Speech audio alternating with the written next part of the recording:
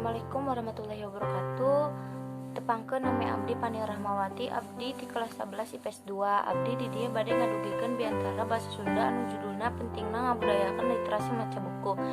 Langkung ti payun mangga urang senggakeun puji sinarung syukur ka Allah Ta'ala anu parantos masihan waktos ka urang sadayana dugi ka tiasa patut pangraray dina ieu acara. Alhamdulillah urang tiasa kempel dina ieu tempat dina kaayaan sehat walafiat. Amin. Di dieu abdi bade ngadugikeun pentingna maca buku. Kusabab buku teh jendela ilmu. Maca teh kudu dijadikeun kebiasaan. Di Indonesia masih loba nu kurang kanu minat baca. Utamana lamun maca jejer. Urang resep kituna bisa ngalatih kreativitas jeung imajinasi urang.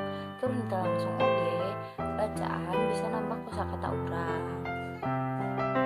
Sakitu we biantara ti abdi, mudah-mudahan cariosan abdi bisa dipiertos ku ibu bapak sadayana. Hatur nuhun. Wassalamualaikum warahmatullahi wabarakatuh.